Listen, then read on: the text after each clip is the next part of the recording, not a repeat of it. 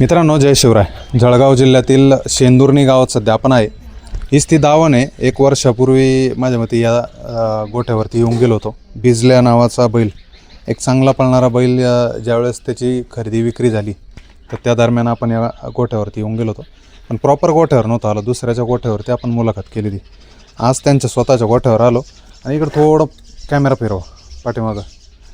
म्हणजे वातावरण असं आहे, सगळ्याच गोष्टी इथं तुम्हाला दिसतील. एक गजानन महाराजांचं मंदिर आहे, इकडं विहीर असेल, सौर प्रकल्प आहे, म्हणजे शेती पण चांगली आणि पूर्ण भाजीपाला या शेतात उगवता अशी ही शेंदुर्णीकरांची जमीन आणि त्यांचा गोठा. कुठले बैल आहे हातात? तुझं एकदा नाव सांग. नमस्कार, माझं नाव प्रथमेश माळी. पहिलं तुमचं धन्यवाद, तुम्ही आले इतक्या लांब. 1 वर्षानंतर 1 वर्ष झाला. 1 वर्ष म्हणजे बिजल्या विकला होता त्या दिवशी आले आणि त्याच्यानंतर आता 1 वर्ष झाला. हा छोटा बिजल्या आणि पाखऱ्या, त्याचं बिजला नाव ठेवलं का? हा, याचं नाव छोटा बिजल्या. म्हणजे तसं रंगरूप वगैरे तसं बिजल्यासारखे त्याचे. छोटा बिजल्या आणि तो पाखऱ्या. कुठली खरेदी होती? ही गावातलीच आहे. बरं. आणि तो संभाजीनगर जांभळीचा. जांभळीच खरेदी. हा, त्याच्याकडे जाऊ आपण. पण आपण ज्या बैलामुळे या गोठ्यापर्यंत पोहोचलो तो बिजल्या कसा आहे आता? ज्यांना कोणाला दिला तो? प्रशांत शेठ दिसले, कसा आहे मग आता? शिवाभाऊ विंगर. आता तरी बैल ठीक आहे, थोडा आहे रिवर्स, पण जसं आपल्याकडे 1 नंबरचे मैदान खेळत होतात तसे त्यांचा परफॉर्मन्स नाही आहे. बरं. आता सध्या 2 नंबरच्या मैदानात आहे गुलालात, पण जो आपल्याकडे पळत होता त्याच्यापेक्षा थोडा कमी झाला आहे. कमी झाले. आणि त्यांच्या पण परिस्थितीमुळे ते नाही चांगल्या पैऱ्यात पळू शकत. आणि आताच तर तुम्हाला माहिती आहे, वायदीशिवाय बैल पळत नाही. वायदीशिवाय बैल पळू शकत नाही. आणि मग त्याला म्हणजे त्यांना गायडन्स करत नाही का तुम्ही तुमच्या पद्धतीने? आपण गायडन्स करू शकतो. गायडन्स म्हणजे आता एक सोप्या भाषेत सांगायचं म्हटलं तर सल्ला कोणी देऊ शकतो, पण साथ कोणी देऊ शकत नाही ना. बरोबर. म्हणजे प्रत्येक, आता आपण सर्वसामान्य, ते आपल्यापेक्षा म्हणजे आपल्यासारखे सर्वसामान्य.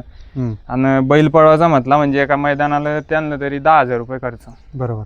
प्रत्येक आपण ते करू शकत नाही ना सगळ्या गोष्टी. बरं. बिजला एक चांगला पळणारा शंकरपाटातला हिरो, किंग मेकर, आणि त्याच्यानंतर 3 फेऱ्यात त्यांनी राज्य गाजवलं. हो.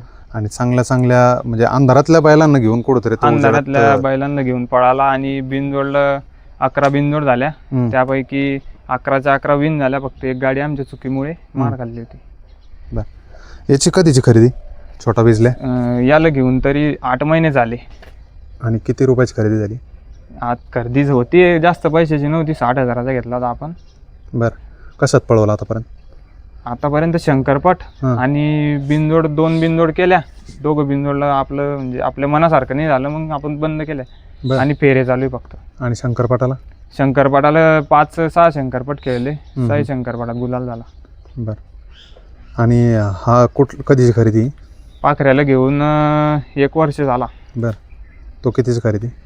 ती खरेदी आहे, मोठीच खरेदी आहे, पण मग त्याचं काही आपण हे किंमत नाही केली. त्याला कशात पळवलं? त्याला आणखी फेरे फक्त, त्याला कशातच पळवलं नाही. किती दात आता? आता दात लावून 1-2-3 दिवस झाले त्याला. दुसरा झाला? हा, दुसरा झाला. आणि तो दुसरा आहे. तो दुसराच आहे. हा, याला दुसरा आता झाला. मग याला कशात काढलं का नाही? आपल्याला नाही काढला आपण त्याला. अजून आणखी म्हणजे 6 महिन्यानंतर दोघांना मैदानात काढू आपण सोबतच. मग 6 महिने सांभाळायचा तसं? हो, 6 महिने म्हणजे आणखी आता 1-1 वर्ष सांभाळले, आणखी 6-6 महिने सांभाळायचे. बरं. काय कारण एवढं बैल? आता एखादा बैल रिवास असेल किंवा आजारी असेल तर मग बैल मालक विचार करतो की नाही बा थांबवा. आपलं म्हणजे अडचण तशी काहीच नाही आपल्याला, पण मग असे आपल्याला म्हणजे आपण जाऊ. आता वासरा अशी आहे की गट कधी काढतील कुठल्याही मैदानात, पण सेमील 2 नंबर 3 नंबर, मग आपली परत दुसऱ्या मैदानात. अशा एका मैदानाला 5-10 हजार खर्च करण्यापेक्षा आपले पैलवान जेव्हा पूर्ण ताकदीचे होतील, बरोबर, त्याच दिवशी आपण गेलं म्हणजे काहीतरी 2 पैसे त्यांचा खर्च त्यांना काढला पाहिजे. कारण आपण सर्वसामान्य माणसं आहे, आपण एवढे पैसे आले नाही की प्रत्येक वेळी 10-15 हजार खर्च करू शकतो घरातून. बरोबर. म्हणजे पूर्णपणे त्या बैलात ती रग दिसली पाहिजे, एक पैलवानागत तो तयार झाला पाहिजे, आणि तो गेला म्हणजे त्या ठिकाणी मैदान त्यांनी जिंकलं पाहिजे. या हेतून आपण बाहेर काढायचा आणि पूर्ण झाल्यानंतरच बाहेर काढायचा. भले त्याला 6 महिने का 8 महिने लागू. बरोबर. म्हणजे क्वचित एखादा बैलगाडा मालक असा असेल की एखाद्या बैलाला पूर्णपणे गोठ्यावर तयार करून मगच त्याला बाहेर काढायचा, ना की बरेचसे बैलगाडा मालक हे सतत बैल पळवता.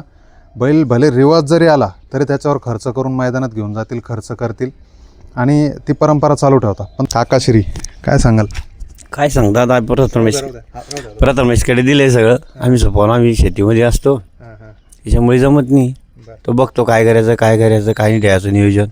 त्याला तुम्ही सपोर्ट करता हे महत्वाचं आहे. आमचा पूर्ण सपोर्ट आहे त्याला सांगितलं हे बन बघ आधी शिक्षण बघ जास्ती हे होईल. त्याच्या म्हणण्यानुसार तुम्ही आता तो जसं म्हणतोय की 6 महिने अजून त्यांना काढायचं नाही, आता 6 महिने खिलाई बिलाई कमी लागत नाही ना? 1 वर्ष करू आम्ही, काही फरक नाही पडणार आम्हाला. काय चालू आहे प्रथमेश आता यांना?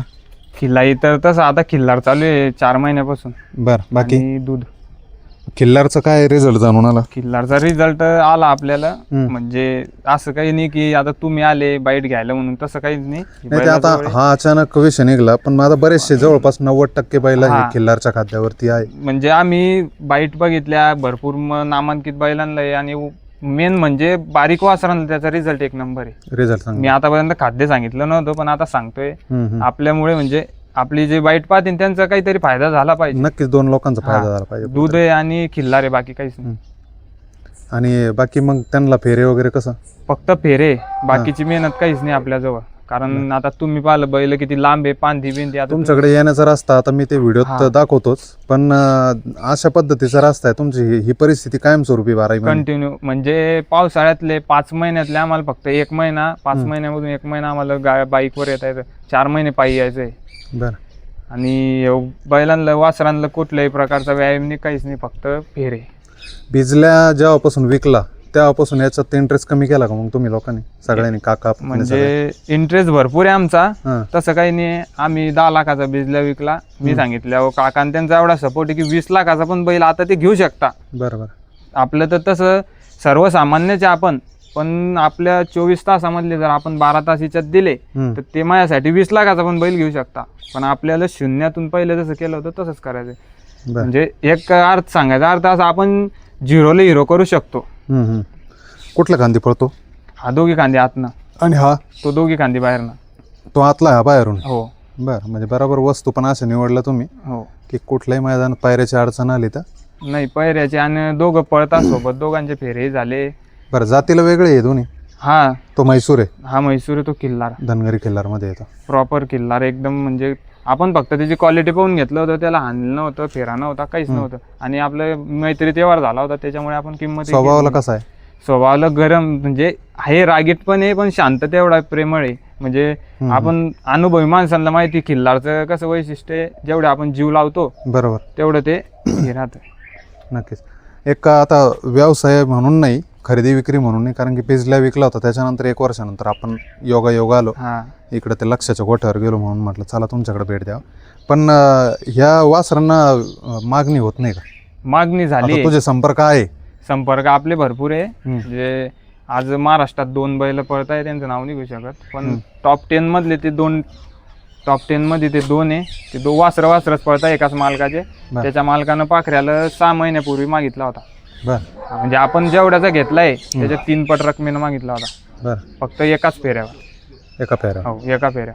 पण आपल्याला किंमत नाही करायची होती, आणि विकायचा आपला विषय नाही. बिजल्या विकायचं कारण वेगळं होतं, कारण आपण 1 नंबरचा बैल सांभाळू शकत नाही, आपल्याकडून होत नव्हतं. पायऱ्याच्या बऱ्याच अडचणी येतात, त्याच्यामुळं विकायचा नव्हता, विकला तो.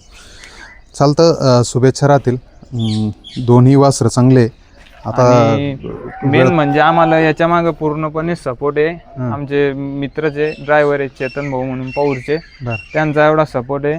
त्यांचंच आम्हाला पूर्ण मार्गदर्शन आहे. आमच्यासाठी ते सांगतील ती पूर्व दिशा, ते सांगतील ती पश्चिम दिशा. त्यांनाच बिजल्याला चर्चेत आणलं होतं, आणि आता पण ते गाडी हाणत नाही, पण यांच्यावर सर्व म्हणजे ते जे सांगतील ते आम्ही त्या पद्धतीनं सर्व काही करतो, बाकी काही नाही. चालतं, शुभेच्छा राहतील प्रथमेश. धन्यवाद तुमचे.